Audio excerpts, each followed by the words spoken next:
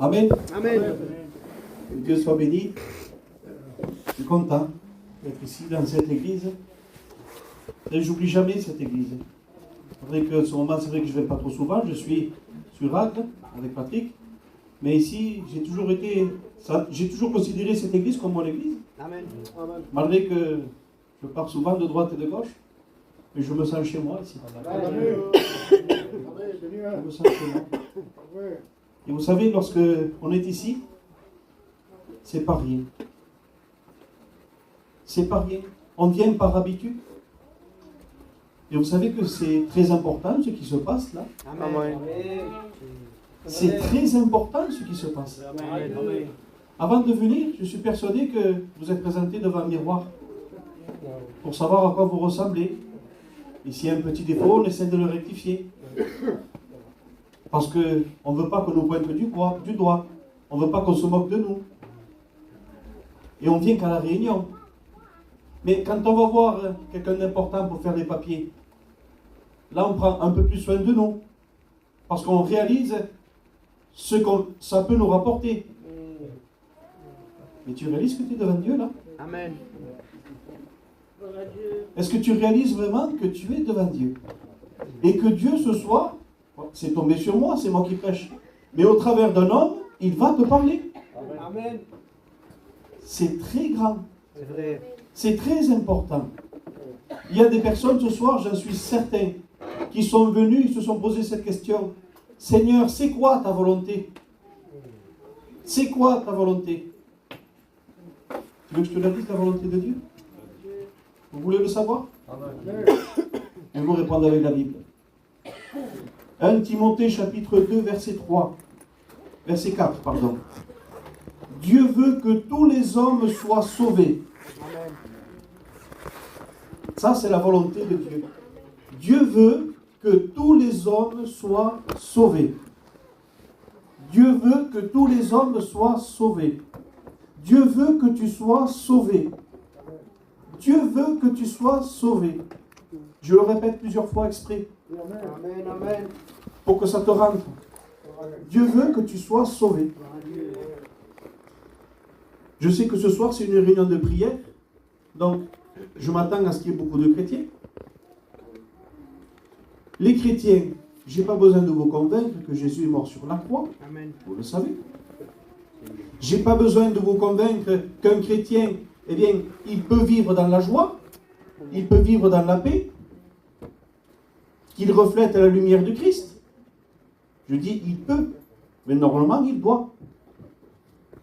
Comment c'est possible que les jours et les années passent et on s'habitue aux choses et inconsciemment, involontairement, on s'éteint. On n'a plus ce feu qu'il y avait avant. Comment c'est possible? Comment c'est possible qu'on se dit chrétien et on est triste? On est angoissé. On a peur. Comment c'est possible ça? En étant chrétien. Et il y en a un qui vient à la réunion. Il est touché par le Saint-Esprit. Il y a un feu qui s'éveille en lui. Et on le voit. Les jours y passent. Et on a une certaine jalousie en nous. Mais quel feu qu'il a en lui. Quel zèle qu'il y a en lui. Quel amour qu'il y a en lui. Et ça nous donne comme une bonne jalousie. De dire, j'aimerais redevenir comme cela. Et il y a certains frères qui nous donnent envie. J'aimerais être comme lui. Il reflète la gloire de Dieu. Il reflète l'amour de Dieu. Il me donne envie de m'approcher de Dieu. Mais chrétien, comment c'est possible qu'avec le temps, pour certaines personnes, eh bien, ils sont semblables à d'autres personnes qui vivent dans le monde. C'est vrai qu'ils viennent à la réunion, ils prient, ils chantent, mais pas de joie au travers de leur visage. On est avec eux, ils ne nous parlent pas de Dieu. Il ne manque pas une réunion, mais ils ne reflètent plus rien. Et quand ils sont seuls, c'est des plus malheureux. De l'angoisse, de la tristesse, un mal-être. Et quand ils viennent témoigner ici, la vie chrétienne, c'est pas facile. Il y a des hauts, mais beaucoup de bas. Beaucoup de bas. On passe par des épreuves, des tribulations. Mettez-vous à la place de celui qui vient pour la première fois. C'est vrai. et qu'il entend ces mots, il y a beaucoup de bas, des tribulations, est-ce qu'on lui donne envie de s'approcher de Dieu? C'est vrai. C'est vrai. C'est vrai qu'il y a des choses compliquées. Mais Max, quand tu lis ta Bible, ça te fait du mal? Quand j'entends mes frères en train de chanter, moi, ça me bénit. Amen. Quand je prie et que le Saint-Esprit descend dans ma vie, que je sens cette onction, ça me donne des forces. Amen. Ça ne m'accable pas. Quand je suis avec des frères qu'on parle de Dieu, ça me donne des forces. Amen. Quand on passe des moments de prière, tous ensemble, à l'église ou dans notre intimité, ça me donne des forces. C'est ça la vie chrétienne. C'est ça, mais ça ne me fatigue pas. C'est vrai. Mais par contre, le monde, il me fatigue. Amen. Il y a un poids dehors qui est insupportable. C'est vrai, amen. Et le propriétaire du monde, vous savez qui c'est? La Bible dit que le monde, il est sous la puissance du malin. Il est sous la puissance du diable. C'est lui le propriétaire. Parce que le monde s'est vendu au péché. Il n'a rien par lui-même, mais il s'est vendu tout seul, gratuitement. Mais Dieu a tant aimé le monde qu'il a voulu racheter. Il a donné son Fils. Le monde nous fatigue. Ce n'est pas la vie chrétienne. Amen. Il faut faire attention à ce qu'on témoigne les chrétiens, à ce qu'on dit. C'est vrai. Parce qu'entre nous, on se comprend. Mais quelqu'un qui vient de l'extérieur, vous ne lui donnez pas envie. Alors, bibliquement, comment on peut expliquer cela? Comment je suis angoissé, fatigué, attristé? Et c'est parce que tu es au pied du maître. Quand tu es au pied du maître, tu n'as pas peur. Quand tu es au pied de ton berger et que tu te considères comme une brebis, tu n'as pas peur des loups. C'est vrai. Quand tu te considères comme un enfant auprès du Père, tu ne t'inquiètes pas de ce que tu vas manger, de ce que tu vas boire. Quand tu te considères comme un petit enfant à côté de ton Père éternel, tu n'as pas peur du lendemain. Tu n'angoisses pas. Quand tu es au pied du maître, il y a un feu en toi.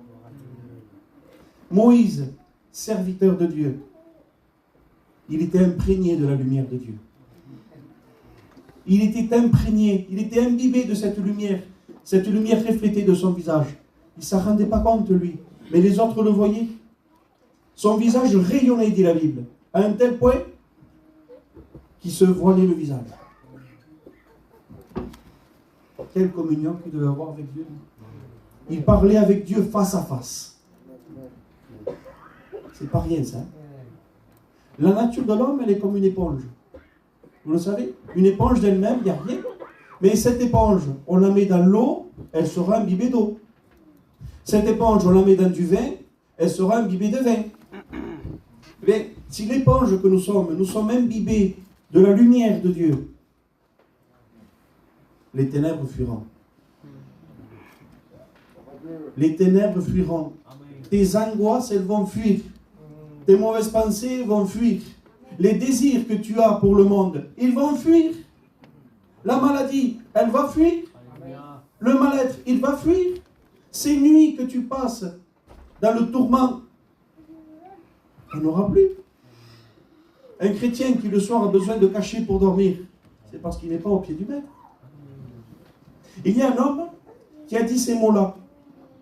Il disait que le froid, qu'il n'existait pas. Un homme a dit que le froid n'existait pas. Et on lui a répondu, mais comment tu peux dire que le froid n'existe pas? Tu n'as jamais eu froid? C'est non. Le froid n'existe pas. C'est simplement l'absence de chaleur qui fait qu'on a froid. Eh bien, l'absence de la présence de Dieu t'apportera le mal-être. L'absence de la présence de Dieu t'apportera des angoisses, va t'apporter de l'inquiétude, va t'apporter tout ce qui peut te faire tomber en réalité, tout ce qui peut t'éloigner de Dieu. Mais quand tu es à ses pieds, je te promets que tu peux tout réussir. La Bible nous affirme, lisez de la Genèse à l'Apocalypse, toute personne qui était au pied du maître, qui a obéi à la voix de Dieu, mais exactement comme Dieu l'a dit, au millimètre près, est-ce qu'il a été abandonné? Est-ce qu'il a été déçu? Est-ce qu'il s'est rebellé contre Dieu en disant, mais où est-ce que tu m'as amené? Et loin de là. C'est vrai. on a tout à gagner à lui obéir. Amen. Et on a le meilleur des maîtres. Mais voilà que parfois il y a des situations dans notre vie qu'on ne les a pas cherchées. Et on se dit, mais s'il n'y aurait pas telle situation dans ma vie serait beaucoup mieux. Il y a, excusez-moi du mot, comme des handicaps. Il y a un handicap qui fait qu'on boite. Il y a un handicap qui fait qu'il y a certaines choses qu'on a honte. Alors, on ne se donne pas à 100% à Dieu. Parce qu'il y a comme un complexe en nous. Regardez, on va lire la parole de Dieu. Dans le livre de Luc, au chapitre 6 et verset 6. C'est une réunion un peu particulière. Je vais dire, mais je vais survoler un peu parce qu'il n'y a qu'un seul sujet qui m'intéresse. Jésus entra dans la synagogue. Luc 6, verset 6. Jésus entra dans la synagogue et il enseignait. Il s'y trouvait un homme dont la main droite était sèche. Un peu plus loin, il est écrit, il dit à l'homme qui avait la main sèche, lève-toi et tiens-toi là au milieu. Il se leva et se tient debout. Un peu plus loin, il dit à l'homme encore, étends ta main. Il le fit et sa main fut guérie. Amen. Amen.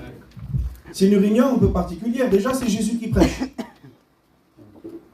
Alors, je suis persuadé que les gens, ils étaient vraiment attentifs. On sait très bien que tout ce qui sort de sa bouche, c'est vraiment la parole de Dieu. Il est la parole de Dieu. Amen.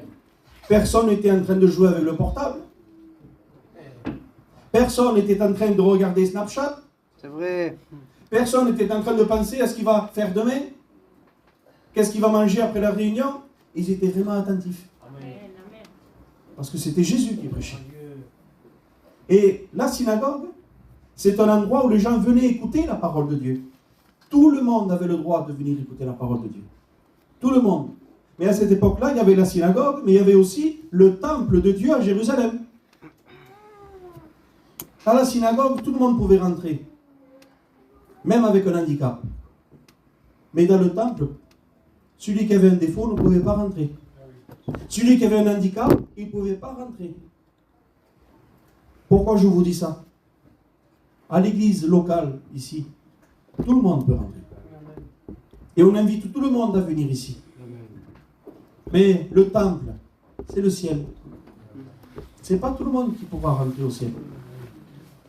Même si on a tous la volonté d'y aller, la pensée d'y aller. Mais ce n'est pas tout le monde qui pourra y rentrer. Alors, la synagogue, c'est très important pour écouter la parole de Dieu. Parce que celui qui a un handicap, il ne peut pas aller au temple. Il est obligé de rester dans la synagogue. Mais Jésus, lui, il a vu. Il a vu cette personne-là qui a un handicap. Il a la main droite qui est sèche. Alors, on va imaginer un peu cela. Si j'ai la main droite qui est sèche, je vais venir à la réunion, la main dans la poche. Je vais cacher cet handicap. Et je vais venir, au début, ça va intriguer un peu les gens. Parce qu'on ne me connaît pas. Pourquoi il a toujours la main dans les poches? Mais les jours et les années vont passer. Vous allez me connaître. Vous allez voir de bonnes choses de moi. Mais la main, je la garde toujours dans la poche. Et vous ne faites plus cas à cette main. Vous vous êtes habitué. Pourquoi il est comme ça, le frère? Mais c'est comme ça. On ne sait pas pourquoi ils ne sortent jamais les mains. Mais par contre, quand il rentre chez lui avec sa femme et ses enfants, là, il est obligé de la sortir, la main. Et là, quand il regarde cette main, son cœur, il est tout serré. Et là, il se pose des questions. Mais pourquoi j'ai cette main sèche? Ça me fait honte, ça me met mal à l'aise. Et en plus, je ne peux rien faire avec cette main. C'est un handicap. Comment je fais? Et nous savons tous que Jésus, quand il parle à quelqu'un, c'est pour bénir cette personne. Amen. Il ne met mal à l'aise personne. Et quand Jésus appuie sur la plaie, ce n'est pas pour que tu aies honte, mais pour que tu te rappelles où tu as mal exactement. Tu fais que te plaindre, mais tu as oublié où tu as mal. Et là, il appuie sur la plaie. Regardez un peu la scène. Il est à la réunion, et il va dire à cet homme, lève-toi et tiens-toi là au milieu. Pendant qu'il est en train de prêcher, il fait ça. C'est un peu particulier comme réunion. Comment il devait être mal à l'aise? Déjà qu'il est déjà complexé de lui-même.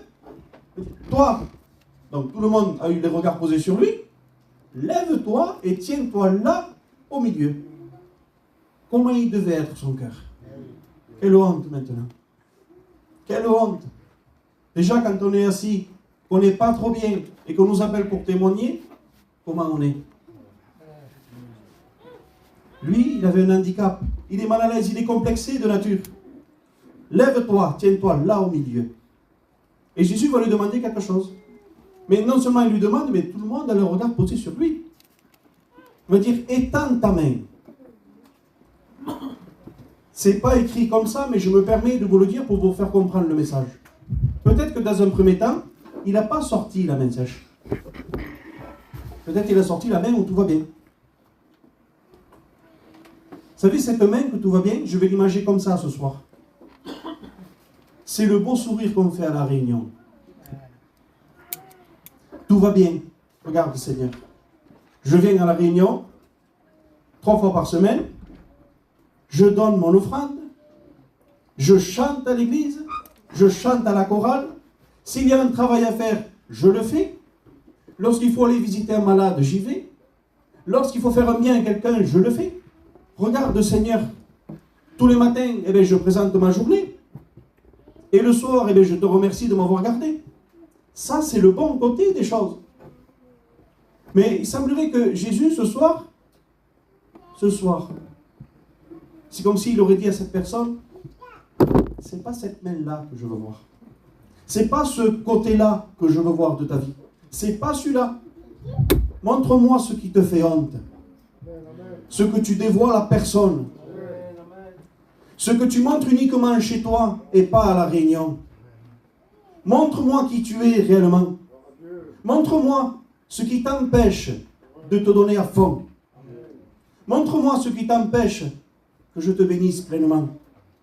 Montre-moi. Qu'est-ce que c'est? Comment tu vis chez toi? Comment tu vis chez toi?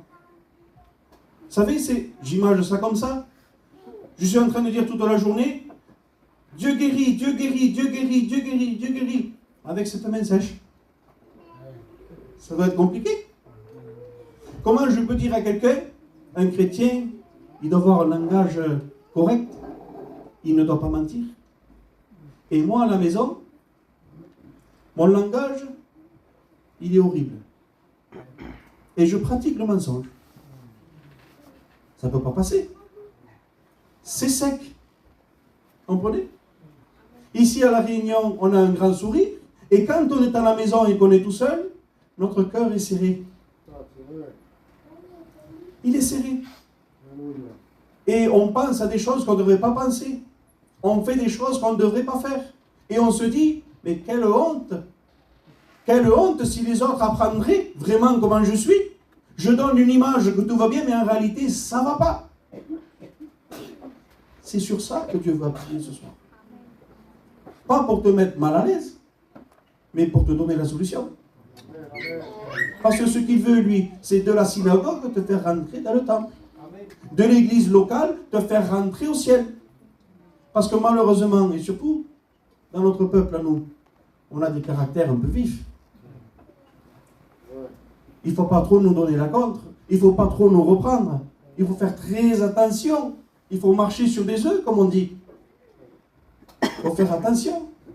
Il faut attention à la manière qu'on me parle, à la manière qu'on me regarde. Pourquoi il s'est comporté comme ça? Pourquoi il a fait telle ou telle chose? Et là, on nourrit de mauvaises pensées. On a un langage qui n'est pas agréable à Dieu. Mais ça, ces pensées, ce langage, on ne le partage pas avec les autres parce qu'on sait que c'est pas bien. Et on a honte de la manière qu'ils vont nous juger, la manière qu'ils vont penser de nous. Mais celui qu'on doit avoir honte en réalité, est-ce que c'est un homme ou c'est Dieu? Excusez-moi, mais même le pasteur n'est pas Dieu. Le pasteur, qu'est-ce que vous voulez qu'il nous fasse? Il ne peut rien faire, le pasteur. Il va nous conseiller, mais il n'est pas là pour nous faire du mal. À bien plus forte raison le Seigneur. Les regards du Seigneur sont partout, et c'est de lui que tu dois avoir honte. Dans le psaume 23, il est écrit « Ta houlette et ton bâton me rassurent ». La houlette, c'est pour te ramener au milieu de troupeaux. Et le bâton, c'est pas pour te faire du mal. C'est pas pour toi, le bâton. Le bâton, c'est pour tes ennemis. Pour tes ennemis, si tu te considères comme une brebis. Comprenez? Alors, je ne sais pas, moi, ce que toi, tu n'oses pas démontrer aux autres. Ce qui t'empêche vraiment, eh bien, de te donner à fond avec Dieu. Qu'est-ce qui t'empêche de faire resplendir la gloire de Dieu? C'est quoi cet handicap? Eh bien, ce soir, le Seigneur, là, c'est comme s'il te mettrait là, en plein milieu, pour mettre en évidence. Regarde. Regarde. Ça ne me regarde pas, moi. Mais le Saint-Esprit, il est en train de te faire voir quelque chose en particulier. Il te fait voir quelque chose que tu sais qu'il faut t'en débarrasser. Ça peut être en pensée, ça peut être en acte, ça peut être des habitudes. Mais quoi qu'il en soit, tu sais très bien que ce n'est pas agréable à Dieu. Mais comme je vous ai dit, fais pas les choses pour te mettre mal à l'aise. Il va dire, étends ta main. Mais une fois qu'il l'a fait, sa main fut guérie. Est-ce que tu veux qu'il te guérisse? Est-ce que tu veux qu'il te soigne? Est-ce que tu veux qu'il te délivre? Eh bien, fais cet acte de foi. Comment? Mais ce soir, c'est le soir idéal. C'est une réunion de prière. C'est au travers de la prière qu'on peut arriver à tout. Moi, je ne comprends pas un chrétien qui dit « j'ai délaissé la prière ». C'est comme si on dirait « j'ai délaissé la respiration ». Arrête de respirer. Tu vas rester adapté pas trop longtemps. Mais au bout d'un moment, tu n'auras plus de vie. J'ai délaissé de me nourrir de Dieu. Arrêtez de manger pendant un jour. Vous avez mal à la tête. Au bout d'une semaine, on va vous perfuser. Et ensuite, comment tu es? Je ne vais pas le dire, vous le savez. Il faut se nourrir de Dieu. Il faut respirer. Il faut prier. Il ne faut pas oublier à qui on appartient. La grandeur de Dieu et l'amour de Dieu. Regardez ce que la Bible dit. Psaume 27, verset 10. Il est écrit « Mon père et ma mère m'abandonnent, mais l'Éternel me recueillera. » Mon père et ma mère m'abandonnent, mais l'Éternel me recueillera.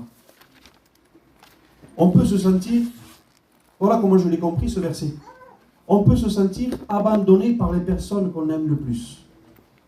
On peut se sentir trahi par les personnes qu'on aime le plus. On peut être déçu par les personnes qu'on aime le plus. Et on se sent en quelque sorte comme abandonné dans notre cœur. Mais l'Éternel, lui, jamais il te décevra. Jamais il t'abandonnera. Jamais il renoncera à t'aimer. Toujours il insistera pour que tu reviennes à lui. Toujours il insistera pour que tu sois béni. Toujours il insistera pour te sauver. Parce qu'il t'aime. Il t'aime. Et il y en a qui osent dire, Dieu ne m'aime pas. Dieu ne pense pas à moi. Les autres sont bénis, mais moi oui. Moi non. Pourquoi? Excusez-moi du terme que je vais employer, mais certains l'emploient. Je suis maudit. Ne dis plus ça jamais de ta vie. Ne le dis pas. Regarde. Dieu donne de l'importance, regarde à quoi? Psaume 147, verset 4.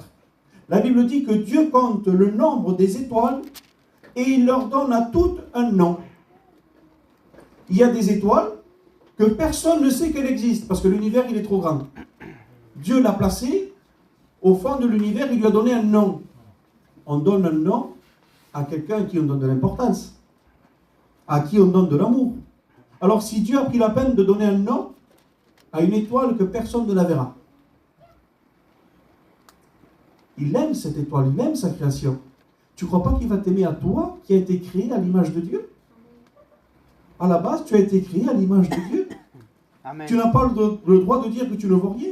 La Bible dit qu'il t'a tant aimé que lui, il a dit, je vais donner mon fils par amour envers toi. Regarde la valeur que tu as. Il n'a pas mis une somme d'argent. Son fils, pour te prouver qu'il t'aime. Il a tout fait pour que tu sois sauvé. Amen. Jésus n'est pas indifférent quand quelqu'un souffre. Jésus n'est pas indifférent quand il y a un souci, une difficulté.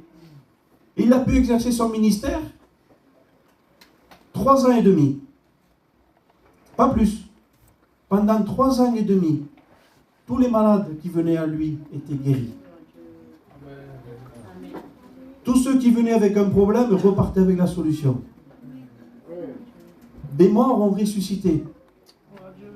Mais par contre, les malades qui n'ont pas voulu venir à lui, ils étaient toujours malades. Les personnes qui avaient des problèmes, des difficultés, qui venaient écouter Jésus et qui ne mettaient pas en pratique ce que Jésus disait, ils restaient toujours dans la difficulté. Parce que l'homme se croit plus sage que Dieu. Mais c'est pas vrai ça. C'est pas possible. Qui est plus sage que Dieu, plus intelligent que Dieu? Alors si Dieu te donne une direction, prends-la. Dieu te donne une solution, prends-la. C'est le meilleur pour ta vie. Mais notre nature à nous, elle est impatiente. Elle est impatiente. Vous savez pourquoi on est impatient des fois? Parce qu'on manque d'amour. Je l'ai déjà raconté ce témoignage, mais je vais vous le raconter encore une fois, c'est pas grave. Une fois, mon père qui est là, il part en Israël pour faire un voyage. Et à son retour, il m'a appelé une seule fois. Et il m'a dit, à 6 heures, je serai à l'aéroport. Il me l'a dit qu'une seule fois. Oui, d'accord, je viendrai te chercher. Je suis allé un quart d'heure avant. 6 heures est arrivé. Il n'était pas là. J'ai pas douté dans mon cœur. Je ne me suis même pas posé la question, est-ce qu'il va venir ou il ne va pas venir? Je ne me suis même pas posé la question. Il s'est passé 6h15, 6h20, 6h30. Les portes de l'aéroport se sont ouvertes à 7h. J'ai attendu 1 heure. Et après, il est sorti. Mais pendant cette heure-là, pourtant, il m'avait dit, je viens à 6h. Je n'ai pas douté une seule fois de sa parole. Même pas une seule fois. J'ai attendu. Parce que je sais que ce qu'il dit, c'est vrai. Parce que j'aime mon père. Amen. Mais imaginez qu'un inconnu me donne rendez-vous à 6h. Je ne le connais pas, je le connais de nom juste, mais je n'ai aucune intimité avec lui. Avant 6h, je vais me poser la question, tu crois qu'il va être à l'heure? Tu crois qu'il va venir? À 6h moins 5, tu vois, il n'a pas de parole. Parce qu'on est impatient. C'est vrai. Il y a des hommes qui sont plus patients que d'autres, ils vont attendre 6h15. Voilà, tu vois, il n'est pas venu. Allez, on s'en va. On doute, on doute, on doute. Pourquoi? Parce qu'il n'y a pas d'intimité, il n'y a pas d'amour. Alors, si tu ne crois pas ce que Dieu te dit, c'est parce que tu n'as pas d'intimité, tu n'as pas d'amour avec lui. Ce soir, en vérité, c'est un miroir que je vous montre. Hein. Ne m'en voulez pas. Et quand Dieu me reprend, eh bien, je le remercie. Parce que son but à lui, c'est que je lui ressemble. Et tant que je ne lui ressemblerai pas, je veux qu'il me reprenne. Et avant de vous reprendre à vous, il m'a repris. Je me suis vu devant ce miroir. Et le miroir de la parole de Dieu, vous savez quand quelque chose ne me convient pas au miroir, je ne casse pas le miroir. J'essaie de m'arranger moi. C'est vrai. La Bible, je ne vais pas la casser. Je ne vais pas la détruire. J'essaie de m'arranger. Il m'a fait voir, lui, ma main sèche. J'en ai une aussi. J'ai demandé pardon à Dieu. Et Dieu, il m'a guéri. Je suis en cours de guérison, parce que je ne suis pas parfait. Mais il y a toujours quelque chose. Dieu t'aime. C'est pas compliqué ce soir. Regardez, je vais lire un autre verset. Je ne veux pas être loin, après on priera le Seigneur. Ésaïe 49, verset 15. Une femme oublie-t-elle l'enfant qu'elle allait? C'est impossible ça. N'a-t-elle pas pitié du fruit de ses entrailles? Il va dire, mais quand même elle l'oublierait. Moi, je ne t'oublierai pas. Amen. Voici, je t'ai gravé sur mes mains. Gloire à Dieu. Je t'ai gravé sur mes mains. Ça veut dire quoi ça, je t'ai gravé sur mes mains? Et là, le Seigneur m'a donné une pensée. Il y a des personnes qui, pour prouver l'amour envers quelqu'un, ils se font des tatouages. Il y a des personnes comme ça, ils marquent le nom de la personne là. Comme ça, je ne l'oublie pas, hein. Je pense à toi, regarde, hein, je t'aime. Mais Jésus, il n'a pas fait un tatouage. Lui, il s'est fait transpercer les mains. Il s'est fait graver. Ce clou qu'il a transpercé par amour envers toi. Et à chaque fois qu'il regarde ces clous, il pense à toi. À chaque fois qu'il regarde les trous, il pense à toi. Depuis la croix, il pensait à toi. Quand son visage était défiguré, il pensait à toi. Quand tu lui as craché au visage, il pensait à toi. Lorsqu'il a été humilié, il pensait à toi. Des personnes lui crachaient au visage, il ne tournait pas son visage parce qu'il pensait à toi. Il faut que je passe par là pour qu'il soit sauvé. Il n'a pas résisté. il s'est livré comme un agneau qu'on mène à la boucherie. La Bible dit, et on le lit le dimanche matin, il a pris le pain, il a rompu, et dit, faites ceci en mémoire de moi. Vous avez vu la facilité de rompre un pain? C'est avec la même facilité qu'on a frappé Jésus. Un enfant aurait pu crucifier Jésus. Il y avait 4 soldats pour crucifier Jésus.